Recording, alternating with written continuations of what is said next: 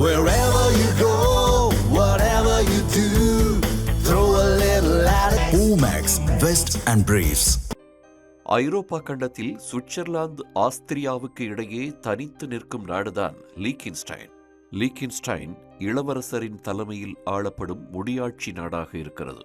மேற்கு மற்றும் தெற்கில் சுவிட்சர்லாந்து எல்லைகளாகவும் கிழக்கு மற்றும் வடக்கில் ஆஸ்திரிய நாட்டின் எல்லைகளாலும் சூழப்பட்டுள்ளது.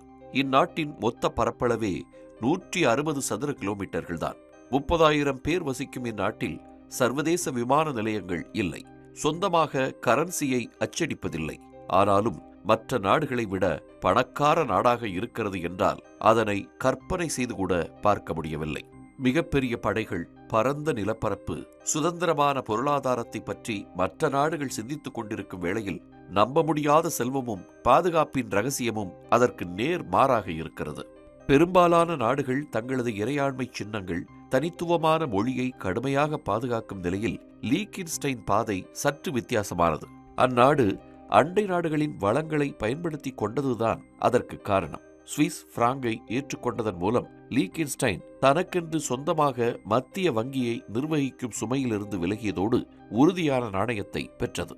விமான நிலைய கட்டுமானத்தை கைவிட்டதன் மூலம் பில்லியன் கணக்கில் உட்கட்டமைப்பு செலவுகளை சேமித்து சுவிட்சர்லாந்து ஆஸ்திரிய நாடுகளின் போக்குவரத்தை பயன்படுத்திக் கொண்டது.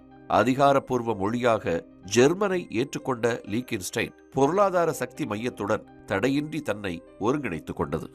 நிலப்பரப்பில் சிறிய அளவில் இருந்தாலும் லீக்கின்ஸ்டைன் ஒரு தொழில்திறன் மிகுந்த நாடாக இருக்கிறது. கார் பாகங்கள் முதல் விண்வெளி தொழில்நுட்பம் வரை அனைத்தையும் உற்பத்தி செய்யும் நாடாக லீக்கின்ஸ்டைன் உள்ளது. நாட்டில் வாழும் மக்களை விட அதிகமான வேலை வாய்ப்புகள் இங்கு காணப்படுகின்றன.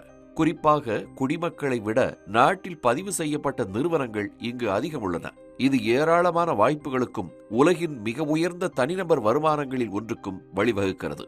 லீக்கின்ஸ்டைன் நாட்டில் வரி மிகவும் குறைவாக இருப்பதால் பொதுமக்கள் கடன் சுமையால் பாதிக்கப்படும் சூழல் ஏற்படவில்லை.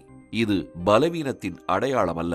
நாட்டில் உள்ள வளங்களை வீணாக்குவதற்கு பதில் லீக்கின்ஸ்டைன் தனது முழு சக்தியையும் முக்கியமானவற்றில் செலுத்த முடியும். செழிப்பான பொருளாதாரத்தையும் நாட்டு மக்களுக்கான வாழ்க்கை தரத்தையும் கட்டி எழுப்ப முடியும் என்பதை லீக்கின்ஸ்டைன் உணர்ந்திருப்பதே அதன் அகண்ட பார்வைக்கு காரணம்.